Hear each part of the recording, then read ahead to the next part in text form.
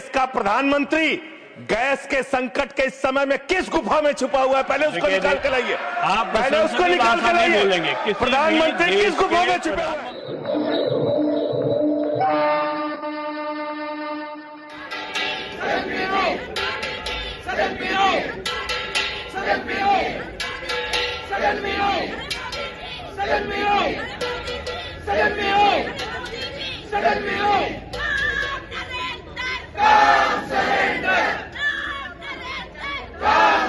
पूरा देश लाइन में खड़ा है, गांव लाइन में खड़ा है, शहर लाइन में खड़ा है, एक एक इलाका लाइन में खड़ा है। होटल बंद हो रहे हैं मान्यवर। मोरवी के अंदर गुजरात में टाइल्स की फैक्ट्रियां बंद हो रही है मान्यवर। आपने क्या हालत की है?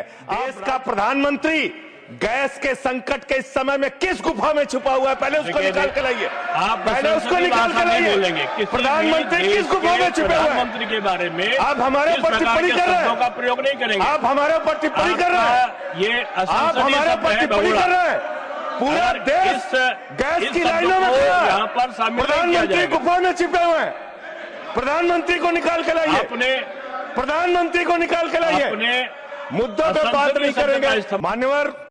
उज्ज्वला स्कीम के तहत 8 से 10 करोड़ सिलेंडर गांव में आपने बांटे हैं और 10 से 11 करोड़ सिलेंडर के कनेक्शन लोगों ने अपने आप से लिए हैं। 21 करोड़ सिलेंडर के कनेक्शन गांवों में हैं। मैं आपके माध्यम से इस सरकार से पूछना चाहता हूं, मध्य एशिया के अंदर जो युद्ध चल रहा है इजराइल और अमेरिका और ईरान के बीच में, आप क्यों इजराइल की चमचागिरी में खड़े हो गए, जिसके कारण से हिंदुस्तान को आज गैस का संकट भुगतना पड़ रहा है? नॉर्मली प्रोसीजर होता है कि you can ask to talk.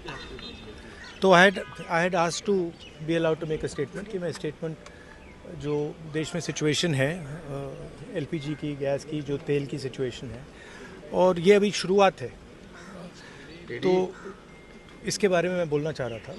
But कोई नया प्रोसीजर चालू हुआ है कि मंत्री पहले डिसाइड करेगा, फिर मैं बोलूँगा, फिर मंत्री रिप्लाई करेगा। तो ठीक है, let's see what happens. But basically main चीज़ क्या है, that gas is going to be a problem, petrol is going to be a problem, all fuel is going to be a problem, because essentially our energy security has been compromised. Flawed foreign policy has created this problem. Now it doesn't matter अभी क्या करना है, अभी prepare करना है। अभी आपके पास थोड़ा सा टाइम है, तो सरकार को, प्रधानमंत्री को एकदम प्रेपरेशन शुरू कर देनी चाहिए, क्योंकि अगर प्रेपरेशन नहीं की तो फिर करोड़ों लोगों का जबरदस्त नुकसान होगा। कोविड की जैसे कोविड से निपट लिया था, वैसे ही निपट लेंगे। राहुल जी वो कह रहे हैं कि जैसे कोविड से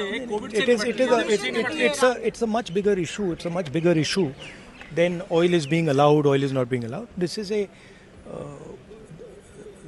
This war is fundamentally about the current world order.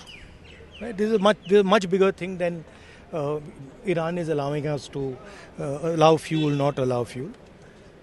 We are going into an unstable time. When you go into an unstable time, you have to change your mindset. You cannot have the same mindset, right?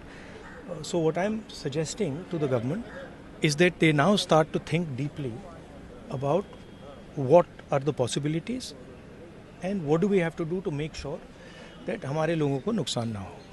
I'm not making any political statement. I'm just saying that I can see that a big problem is coming, right? And सुनिए, और अगर ये Iran के level पे अभी resolve हो जाए, तब भी ये प्रॉब्लम नहीं जा रहा है, क्योंकि दुनिया बदल रही है, स्ट्रक्चर बदल रहा है. तो हमें माइंडसेट बदलना है, और अगर हम माइंडसेट नहीं बदलेंगे, क्लैरिटी से काम नहीं करेंगे और हिंदुस्तान की रक्षा, हिंदुस्तान को सेंटर बना के नहीं करेंगे, तो प्रॉब्लम होगा. वो तो कह रहे हैं कि ऐसे कोविड के साथ निपट लिए. प्रधानमंत्री ने कल कहा कि ऐसे कोविड से निपट लिए, हम तो इससे भी निपट लेंगे. देखिए, आप कुछ भी कह सकते हैं. there's a central problem here. And I've been saying the problem is the Prime Minister is not able to function as the Prime Minister of India. And there's a reason for it, right? He's trapped. Now, anyway, he still needs to make sure currently that the people of India are protected. He needs to make sure that our energy security is managed by us, that we are taking the decisions about our energy security, right? So that's all I'm saying. I hope the government listens to what I'm saying, because अगर नहीं सुनेगी तो बहुत बुरा नुकसान होने वाला है. So do you think all party meeting should be called? We'll see. Now let me LPG की शॉर्टेज से भी निपट लेंगे प्राइम मिनिस्टर ने. देखिए, हम देखना चाहते हैं, लेकिन हम देखो पार्लियामेंट में ऐसे विषयों के ऊपर चर्चा होनी चाहिए, सरकार बताना चाहिए, क्योंकि आपको पता है कि कितने लंबे लाइन चल रहे हैं आजकल एलपीजी सिलेंडर के लिए. कुछ रेस्टोरेंट्स ने कहा कि हमें जो कुछ हमें कुक करना पड़ता है उसके लिए हमें गैस नहीं है, इसलिए आपको शायद चाय मिल जाएंगे लेकिन डोसा नहीं. हमें ये किस्म की बातें हो रही हमारे देश में. बहुत घरों में जब सिलेंडर ख़त्म हो जाते हैं तो रिप्लेसमेंट के लिए प्रॉब्लम्स है, और आपको पता है कि दाम भी बढ़ा दिया सरकार. तो ये सब जनता के सामने रखने के लिए ये एक मंच है. संसद क्यों होता है? ये सब बताने के लिए, चर्चा, प्रश्न और विपक्ष के प्रश्न का जवाब देने के लिए हम यही चाहते हैं. बस चर्चा हो जाए और जनता को आश्वास दे दे कि कुछ सोल्यूशन लेके आ रहे हैं सरकार. ये नहीं हो सकता कि वो लोग सिर्फ अपनी मर्जी करके सरकार चलाए. जब संसद सेशन में है, संसद को इस्तेमाल करने चाहिए इसी काम के लिए. यही हमारा. After the intervention of Mr. S. Jaishankar, now Iran has allowed Indian ships in the Strait of Hormuz. Do you believe that it is going to be a big relief for our country? I hope so, because we've already had one ship that is not an Indian ship, but a Thai ship bound for Kandla with Indian sailors on board that was hit twice, and there are 3 people who may have lost their lives. It's a very tragic thing. Iranians must show some respect for those who have been friendly and reasonable to them. But at the same time, the problem with this conflict right now is that people are being dragged into it whose war it isn't. That's the problem. Sir, BJP also says that our neighboring country like Sri Lanka and other country, Bangladesh, they are facing 98% problem. The restaurants are closed. Yet India is in a great and good situation. Still the opposition is protesting about it. I don't want to compare to other countries. Our responsibility is to our country and our people.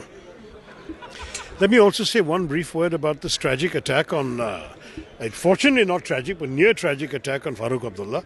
I think having heard the details, truly shocking that somebody from a very close proximity attempted to fire a bullet at him. Fortunately, an alert security guard was able to move his hand aside and the bullet did not harm anybody, which is a relief. But it's terrible that such things have happened, and we, as a house, he is not only a former member of our house, current member of the other house, we should definitely express our strong solidarity with him. The answer in politics is always words, it's never bullets. It's truly unacceptable. कहाँ से लाएंगे gas? Modi ji के पास कुछ उसका विकल्प है? तो हमने ये सोचा है. मोदी जी बहुत बड़े शास्त्रज्ञ है, वैज्ञानिक है, साइंटिस्ट है. कुछ साल पहले मोदी जी ने एक संशोधन किया था कि नाले से गैस बनाएंगे. आपको याद होगा, तब सब लोगों ने उनकी चेष्टा की. हाँ, मजाक उड़ाया मोदी जी का. अरे क्या बोल रहे हैं, हम नाले से गैस पैदा करेंगे और घर घर में चूल्हे जलाएंगे. अब वो समय आया है मोदी जी का संशोधन एक्चुअल प्रैक्टिकली निर्माण करने का. तो हम ये चाहते हैं कि इस प्रकार का पहला प्रोजेक्ट जो है नाले से गैस बनाने का, वो हम मुंबई में निर्माण करना चाहते हैं. मुंबई में जो मीठी नदी है उसका एक प्रकार से नाला बन गया है. तो हम हमारे पार्टी के लोगों को ये कहा है, और उद्धव जी की भी सहमति है. मोदी जी का ये सपना है कि नाले से गैस बनाना है और देश को जरूरत है. तो हम सरकार से कहेंगे, देवेंद्र फडणवीस को कहेंगे, मुंबई के मेयर को कहेंगे कि मीठी नदी पर नाले से गैस बनाने का जो प्रकल्प है, जो मोदी का सपना है मोदी जी का, वो हम वहां से शुरुआत करेंगे और देश में एक आदर्श बनाएंगे. और उसके लिए अगर कोई फंड की जरूरत है, सब्सिडी की जरूरत है, तो महाराष्ट्र की सरकार दे देगी. मोदी जी का सपना है, यही एक हमारे पास विकल्प है गैस की निर्मित करने का.